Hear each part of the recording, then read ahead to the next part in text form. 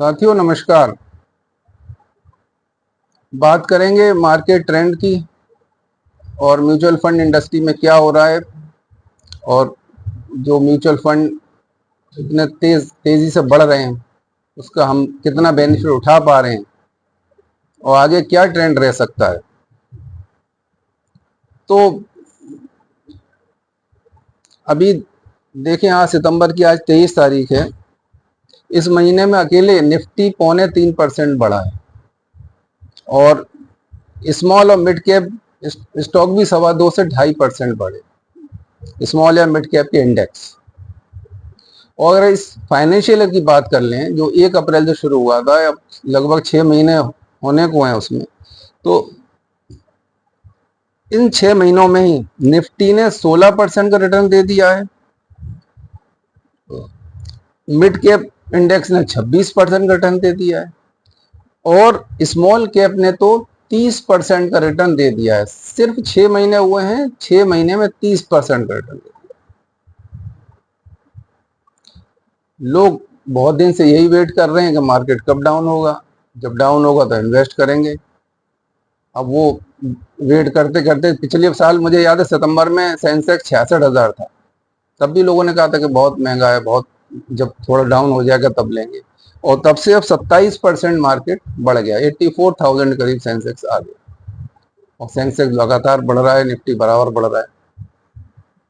तो क्या रीजन है ये बढ़ने का और आगे क्या म्यूचुअल फंड इन्वेस्टर को क्या करना चाहिए इतना तेज मार्केट में? रीजन क्या है, तो पहले रीजन समझ लें।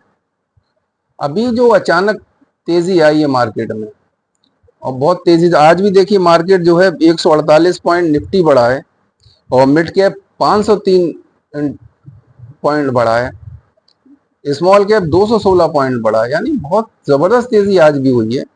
और इस हिसाब से जो ट्रेंड है इंक्रीजिंग, वो बहुत फास्ट ट्रेंड हो रहा है। तो रीजन क्या है? तो रीजन, सबसे बड़ा रीजन है यूएस में इंटरेस्ट रेट कट का। अब आप कहेंगे उससे इसका क्या लेना देना? तो देखिए, यूएस में कई सालों बाद बहुत दिनों से डिमांड चल रही थी कि इंटरेस्ट रेट कट किए जाएं, क्योंकि जो वहाँ की जो इकोनॉमी की पोजीशन है उसके हिसाब से इंटरेस्ट रेट जब तक कट नहीं होंगे तब तक जो है पोजीशन बेहतर नहीं होगी। तो फेड पिछले कई महीनों से इस पर विचार कर रहा था, बराबर आश्वासन दे रहा था कि इंटरेस्ट रेट कट करेंगे। तो लेकिन मार्केट को जो उम्मीद थी वो थी कि 0.25 इंटरेस्ट रेट कट होगा, लेकिन फेड ने जो इंटरेस्ट रेट काटा वो काटा 0.50, यानी ½ % का इंटरेस्ट रेट कट कर दिया। अब उससे क्या हुआ कि जो इन्वेस्टमेंट बैंकर था, जो बड़ा बड़ा अमेरिका का जो फर्म है, बहुत बड़े इन्वेस्टमेंट बैंकर हैं, बहुत अरबों रुपए का, बिलियंस डॉलर का उनका फंड होता है, उनको जब इंटरेस्ट रेट कट हो गए तो उनको मार्केट ऐसा चाहिए जहां पर वो ग्रोथ ज्यादा हो, जहां पर वो बेहतर ढंग से कमा पाए, क्योंकि वहां जब अमेरिका में इंटरेस्ट रेट कट हो गए तो वहां पे वो पैसा इन्वेस्ट करने में उनको रिटर्न नहीं मिलेगा। तो वो उनको बाहर के देश देखना थे, बाहर के मार्केट ढूंढना थे।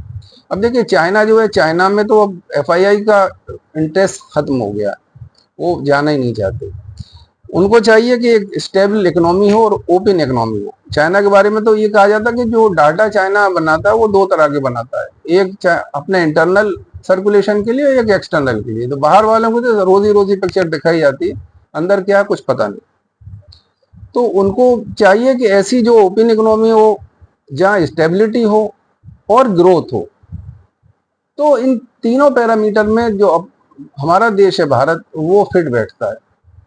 अगर राजनीतिक स्थिरता भी है और ग्रोथ की बात करें तो हमारी जीडीपी की जो ग्रोथ है 7% के अराउंड है, जो अभी वर्ल्ड की बहुत सारी इकोनॉमी, ज्यादातर इकोनॉमी में इतनी ग्रोथ है ही नहीं। अमेरिका तक में ग्रोथ 2%, 2.5% की एक्सपेक्टेड है। तो 7% की जीडीपी की ग्रोथ है और जो हमारा इकोनॉमी है वो भी सबसे फास्टेस्ट ग्रोइंग इकोनॉमी है, 5th लार्जेस्ट इकोनॉमी है। हम कई देशों को पीछे छोड़ते चले आए हैं और हम उम्मीद करते हैं अगले साल 2 साल में हम चौथे नंबर पे या तीसरे नंबर पे ही पहुंच जाएंगे। तो और हमारा मार्केट बहुत बड़ा है। Market is in the sense कि हमारे यहाँ जो रूरल मार्केट है वो बहुत ज्यादा पोटेंशियल है और जो अर्बन है उसमें भी बहुत ज़्यादा ग्रोथ हो रही है। तो और ये कहा जाता है कि जिस देश में पर कैपिटा इनकम $2,500 से ऊपर पहुंच जाती है वहाँ की ग्रोथ बहुत तेज हो जाती है। तो हमारी पर कैपिटा इनकम $2,500 से ऊपर आ गई, तो उसके बाद ये इंडिकेशन दिखने लगा है कि हमारी जो इकोनॉमी है वो बहुत फास्ट ग्रो करने लगी है। तो उसकी वजह से जो बाहर का इन्वेस्टर, जैसे FII कहते हैं, फॉरेन इंस्टीट्यूशनल इन्वेस्टर, वो उसका इंटरेस्ट भारत में रुझान बढ़ा और अकेले फ्राइडे वाले दिन ही 14,000 करोड़ की उसने खरीदारी की। और जब फॉरेन इन्वेस्टर आता है खरीदारी करने मार्केट में तो ओवरऑल पर खरीदारी होती है। और इंडियन जो डोमेस्टिक इन्वेस्टर है हमारे DIA जिन्हें म्यूचुअल फंड बेसिकली जिनमें शामिल है, तो वो भी बहुत तेज खरीदारी करते हैं, क्योंकि जब FII परचेज करता है तो वो सारे फैक्टर देखने के बाद परचेज बाइंग करता है। तो उस लिहाज से अभी उम्मीद ये की जाती है कि मार्केट इसी तरह आगे भी मूव कर सकता है। करेक्शन आएंगे, करेक्शन तो आना स्वाभाविक है मार्केट में। करेक्शन क्यों आते हैं? करेक्शन इसलिए आते हैं कि जो शॉर्ट टर्म ट्रेडर होता है वो बहुत छोटे अमाउंट के लिए, छोटी प्रॉफिट के लिए ट्रेड करता है। उसने कोई सौदा लिया, उसमें 0.1% प्रॉफिट हो रही, उसने वहीं की वहीं हाथ के हाथ काट दिया। तो आज उसने लिया, कल बेच दिया, तो हो सकता है कल मार्केट में प्रॉफिट टेकिंग हो जाए। आज जिन्होंने लिया उनको प्रॉफिट हो रही है, उन्होंने बेच दिया। उन्होंने 1,000 करोड़ 2,000 करोड़ का सौदा खरीदा, उसमें 0.1% उनके लिए बहुत है, तो वो लेके बाहर चले गए। तो हो सकता है करेक्शन भी आए, लेकिन ओवरऑल FII का जो रुझान बहुत दिन से जो सेलिंग का रुझान था वो कन्वर्ट हुआ बाइंग में, और जब बाइंग में कन्वर्ट हुआ है तो ये मार्केट को स्ट्रेंथ देगा। दूसरा जो एक हमारा सबसे स्ट्रॉन्ग फैक्टर है वो ये है SIP।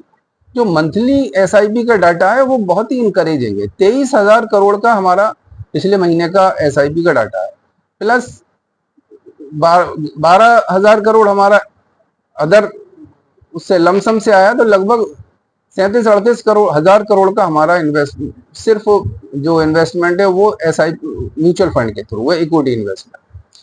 तो अगर देखें तो खाली म्यूचुअल फंड का ही पैसा हमारे पास, एवरेज मार्केट 20 दिन खुलता होगा महीने में, तो लगभग 2,000 करोड़ पर डे का तो हमारे पास इन्वेस्टमेंट का म्यूचुअल फंड पर ही पैसा है, जो उनको इन्वेस्ट करना ही करना है। वो लेकर नहीं बैठ सकते अपने पास, क्योंकि उनको इन्वेस्टर को वेल्थ क्रिएट करके देनी है। वो पैसा उनको इन्वेस्टर ने इसलिए नहीं दिया कि वो पैसा लेके वो बैठ जाएं, तो वो पैसे को लगाना ही मार्केट में। जब मार्केट में लगाएंगे तो मार्केट ऊपर जाएगा, नीचे नहीं आएगा, वो ऊपर जाएगा मार्केट। तो इसीलिए होता है जब कभी मार्केट में करेक्शन आता है, मार्केट टूटता है, वहां पर DIA आता है, वो परचेज करने लगता है। साथ में हमारा रिटेल इन्वेस्टर भी, वो भी यही वेट करता है मार्केट कब टूटे, और जब मार्केट टूटता है तो वो भी बाइंग करने लगता है। तो अभी जो ट्रेंड है वो यही ट्रेंड है कि अगर FII जिस ढंग से परचेजिंग कर रहे हैं, हमारे DIA परचेजिंग कर रहे हैं, और हमारा जो SIP का डाटा आ रहा है, तो हमारी जो आगे भी म्यूचुअल जो मार्केट है, शेयर मार्केट, उसमें तेजी बनी रहने की संभावना है। और अगर मार्केट में तेजी बनी रहेगी तो हमारा म्यूचुअल फंड की यूनिट्स NAV बढ़ेगी बढ़ेगी, ना बढ़ने का कोई सवाल ही नहीं। तो अब सवाल ये कि इन्वेस्टर क्या करे, खासतौर से म्यूचुअल फंड इन्वेस्टर क्या करे। तो म्यूचुअल फंड इन्वेस्टर के लिए देखिए SIP सबसे बेहतरीन रूट है। SIP आप मार्केट किसी भी लेवल पे हो वहाँ SIP आप शुरू कर सकते हैं, और SIP आपको सिर्फ किसी एक इंडेक्स में, एक फंड में नहीं लेना। SIP आपको अपना रिस्क कवर करने के लिए कम से कम 3 या 4 फंड में और मैक्सिमम 5 फंड में लेना चाहिए। अगर आपको 10,000 रुपये आप पर मंथ लगा सकते हैं तो 2-2 हजार रुपए की 5 SIP, एक स्मॉल कैप फंड में होनी चाहिए, एक मिड कैप में, एक लार्ज कैप में, एक जो आपका वैल्यू फंड में हो सकती है, और एक फ्लेक्सी कैप या मल्टी कैप में होनी चाहिए। या बहुत से लोग सेक्टोरल फंड में लेते हैं, जैसे किसी ने फार्मा फंड में ले लिया, किसी ने आजकल IT में बूम है तो IT फंड में ले लिया। इस तरह से 5 फंड में नॉर्मली लेना चाहिए। तो आप लोग भी जो इन्वेस्ट करना चाहते हैं, अपने ये मत सोचें कि मार्केट बहुत ऊपर है, मार्केट बहुत नीचे है, मार्केट को मत देखें। वो सिर्फ ये देखें कि हमको मंथली इतना इन्वेस्ट करना ही करना है। या एक दूसरा तरीका है, जिन पे बड़ा पैसा है और वो चाहते हैं इन्वेस्ट करना, तो वो मार्केट में जाके लिक्विड फंड में या शॉर्ट टर्म डेट फंड होते हैं जो 6-6.5% का रिटर्न दे देते हैं, एनुअल रिटर्न, जो हमारे FD के ऑलमोस्ट बराबर होता है। तो वो पैसा आप वहां पार्क कर दें, कर दें, वहां से सिस्टमेटिक ट्रांसफर प्लान के थ्रू आप इक्विटी फंड में इन्वेस्ट करें। तो इस अगर आप तरीका अपनाएंगे तो मार्केट अप होगा या डाउन होगा उससे आप पे कोई फर्क नहीं पड़ेगा, आपको रिटर्न मिलेगा और आपका जो प्रिंसिपल है वो भी इंटैक्ट रहेगा, क्योंकि आपने लमसम इक्विटी में नहीं लगाया।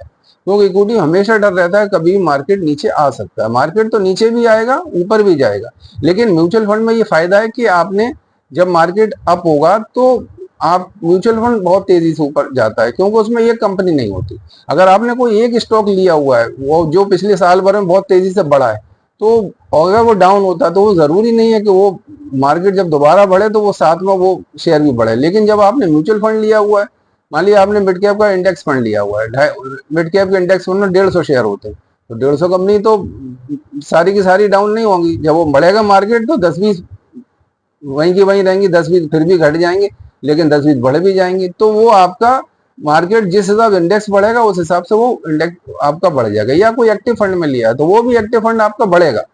तो म्यूचुअल फंड में रिस्क इस मामले में कम होता है कि आपका कंपनी स्पेसिफिक रिस्क नहीं है, आपके पास एक बंच ऑफ कंपनीज है और वो उसमें एक एक्सपर्ट बैठा हुआ है जो कि अपने आप में अपनी फील्ड का माहिर है, जैसे फंड मैनेजर कहते हैं। उसके पास रिसर्च टीम है जो सब सीए और एमबीए फाइनेंस होते हैं, जिनको सारी जानकारीज होती है, जो कंपनी में स्टडीज करते हैं और उसके बाद उनमें इन्वेस्ट करते हैं। तो आपके लिए ये जो मैंने सिनारियो डिस्कस किया इसीलिए डिस्कस किया कि कई लोग कंफ्यूजन में है कि वो मार्केट इस अप में वो करें क्या। तो सबसे बेहतर तरीका एसआईपी है और लमसम इन्वेस्टमेंट है, तो आप शॉर्ट टर्म डेट फंड में लिक्विड फंड में पार करिए और वहां से एसटीपी के थ्रू मार्केट में एंटर करिए। Thank you.